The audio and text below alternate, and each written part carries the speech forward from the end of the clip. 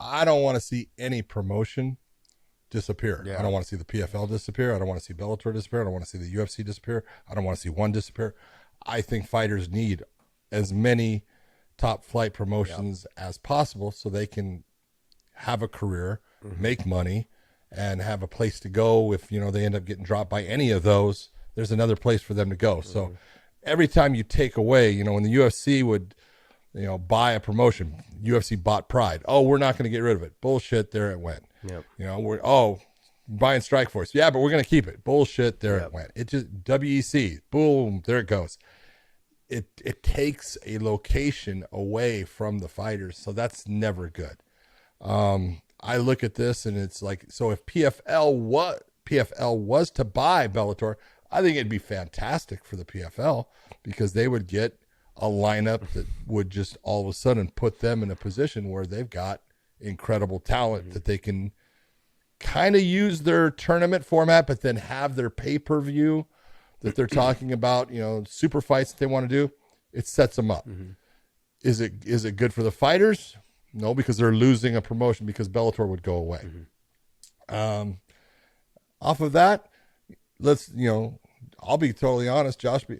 Look at Bellator is owned by Viacom, and Viacom has put it out that, hey, we want to have a partner. Now, that doesn't work for the PFL, so I'm sure the PFL will say, we'd like to buy all of it. And we're going to see what Viacom does because there are several other offers that are out there also. And I don't know which way they're going to go. But yeah, eventually Bellator is going to be sold to somebody because Viacom is in a position that they want to have either a partner or they're going to get rid of the whole thing. Yeah, I look at the whole conversation with this. PFL is rumored to be buying Bellator, and it's kind of is it kind of true? But I also consider the source. It's from Bloody Elbow. I mean, look, I think they've already made it very public that they're entertaining offers not to buy the whole thing, but to have a partner. They have the networks that they can put it on. And whoever comes in to buy a percentage of it, it's no different than when the UFC went to Saudi Arabia, and they brought in people that took 10%. They paid them for it, and look at how that saved their company when it came down to COVID. They literally went out there, the whole Yaz Island thing or the whole Fight Island thing. That's because of the relationship that they had, because they sold 10% back in the day. Right. And then when Ari and them came in and bought the promotion, there was talk of them getting rid of them. And they said, no, you probably don't want to do that. And that's what saved them during that COVID situation. What was that group called? I can't think of what they called it.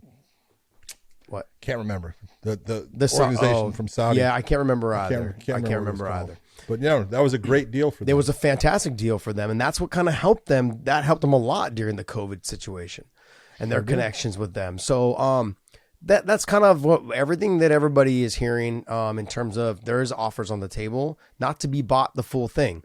I do know the PFL had put an offer out there that was saying that they wanted to buy the whole thing, but I don't know. I can't say that Viacom's entertaining that right now in terms of they're looking for someone to be a partner with, because they what do they have? They have Paramount Plus. They've got CBS Sports. They've got CBS. They've got Showtime. They've got all these platforms, that they want to have, they need content for. And I think what people need to remember is this.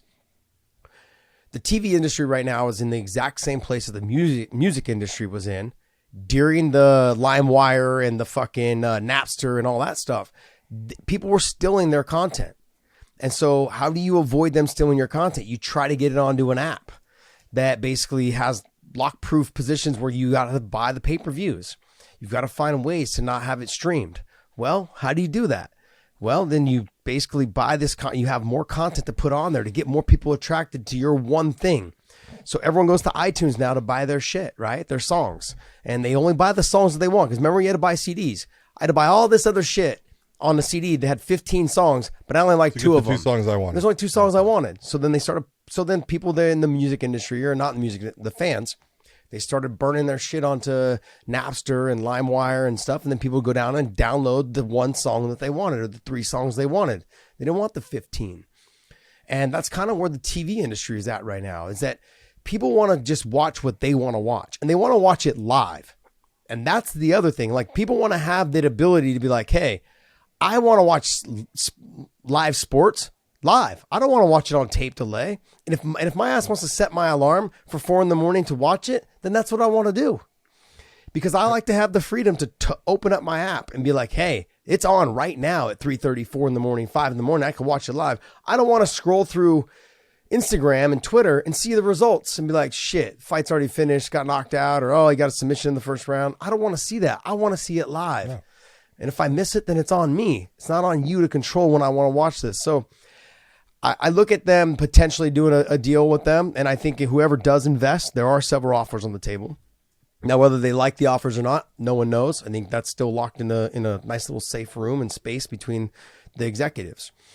But it makes sense for an investment group to come in and say, hey, we want a percentage, and they take a high percentage, and then they go ahead and they join with Paramount or CBS or Viacom or whatever, and they say, hey, we have the platform to put you on. You tell us where you want to go, and we've got the money to help it get it done, and the connections, whatever they are.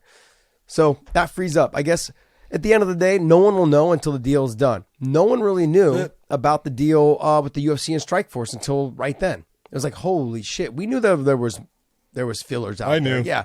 But there was fillers out there. There was fillers out there, and we knew that there was talk of it, but we didn't know it was going to happen the way that it happened. And John, like, to go back to what John said, there is never a good situation for fighters when you lose promotions. Because management and fighters you're losing a stream of income. They need places to go that can offer a high paying, top level fighter. That's really what it comes down to. And the other part is the promotions. If we'll say the PFL, does buy Bellator, we'll say they're never going to get all the fighters that they think they're going to get. Yeah, because everyone's contract is always different. This happens all the time with the WFA, and it had it. And everyone's contract is done differently because you have to appease different, entities and everything. So as a promotion, there's ones that, hey, if you sell, that person's free. They're free to go anywhere else. So you don't get as the buyer. And the UFC had this happen with Pride. They had it happen with the WFA. You don't always get all the fighters that you think you're going to get because sometimes their contracts are in a position they don't have to go. A fighter makes their money by fighting. It's called, no matter if it's boxing or MMA, it's prize fighting. Bare knuckles, prize fighter. You're fighting for a prize. That prize is that pay, and everybody's pay is different. And that's based upon all kinds of different, qualifications in it when you're taking a look at it, but to sit there and say that less is going to be better for the athletes, not at all. For the consumer, well, if you're that person that wants to watch everything, but I don't have the time to do it, and so I'm missing stuff, and that pisses me off, sorry. Yeah. That's just the way that is. But there are consumers out there that they'll consume everything they can get when it comes to the fight game. Yeah. And so the more is better for them. So can you get sometimes promotions that put on fights that don't interest you based upon the level of the fighters themselves, the fact that you don't know who they are or anything like that? Yeah, those can be out there, but no one makes you watch them either. But those are all an opportunity for that fighter to do two things: to get paid and make a living, and to hopefully move themselves up to the next level so they can make even more. 100% agree.